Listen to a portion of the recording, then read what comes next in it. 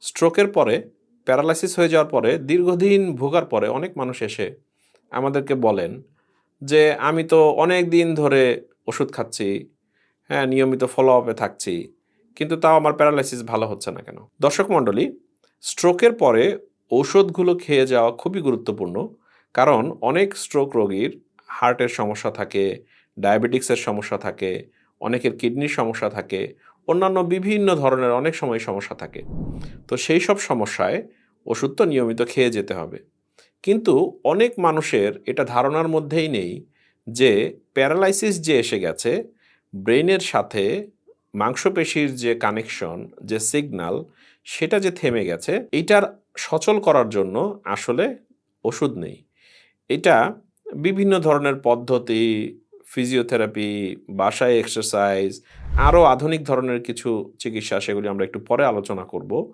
তো সেগুলির মাধ্যমে কিন্তু এই প্যারালাইসিস থেকে উত্তরণ ঘটানো যায়। কিন্তু অনেক মানুষ এটা জানেই না। এটা আপনাদের দোষ নয়।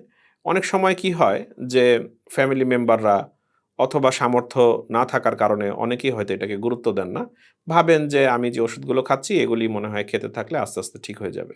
কিন্তু স্ট্রোকের পরে কি হয়? স্ট্রোক হচ্ছে আমাদের ব্রেইনের নিউরন অর্থাৎ ব্রেইনের যে সেল, এই সেলগুলো হয় রক্ত চলাচলের ঘাটতির কারণে অথবা রক্তক্ষরণের কারণে, কিন্তু এই ক্ষতিগ্রস্ত হওয়ার পরে যে সেলগুলো মারা যায়, সেই সেলগুলো আসলে আর কখনো বেঁচে ওঠে না।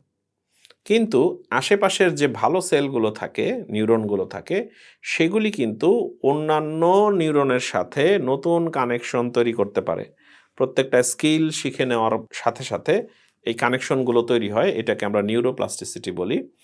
তো এই কানেকশনগুলো তৈরি হওয়ার যে অ্যাবিলিটি, এই অ্যাবিলিটি সাধারণত বিভিন্ন ধরনের এক্সারসাইজ, ফিজিওথেরাপি এগুলির মাধ্যমে আস্তে, আস্তে হতে থাকে। আইএনডিআরে যখন মানুষ অনেকদিন স্ট্রোকে ভোগার, প্যারালাইসিসে ভোগার পরে আসে, তখন আমরা তাদেরকে আগে একটু অ্যাসেসমেন্ট করি। অ্যাসেসমেন্ট করে দেখি যে উনি কোন পর্যায়ে আছে। কিছু, কিছু মানুষ আছে যে যাদের হাত-পায়ের মাংসপেশির একেবারেই কোনো টোন নেই। টোন বলতে আমরা বোঝাই মাংসপেশির যে টান, একদম ঝুলে আছে অথবা কোনো ধরনের মুভমেন্ট নেই। এটাকেও একটা হতে পারে। আবার কিছু মানুষ আছে একদম খুব শক্ত করে আসে। একদম হাত শক্ত, এগুলি টেনে সোজা করা যাচ্ছে না। পা গুলো খুবই শক্ত হয়ে আছে, নড়াচড়া করা যাচ্ছে না। সেটাকে আমরা আবার স্পাস্টিসিটি বলি। Abnormal muscle tone. মাসলের অথবা মাংসপেশির যে টান থাকে সেটা অস্বাভাবিক ধরনের শক্ত থাকে।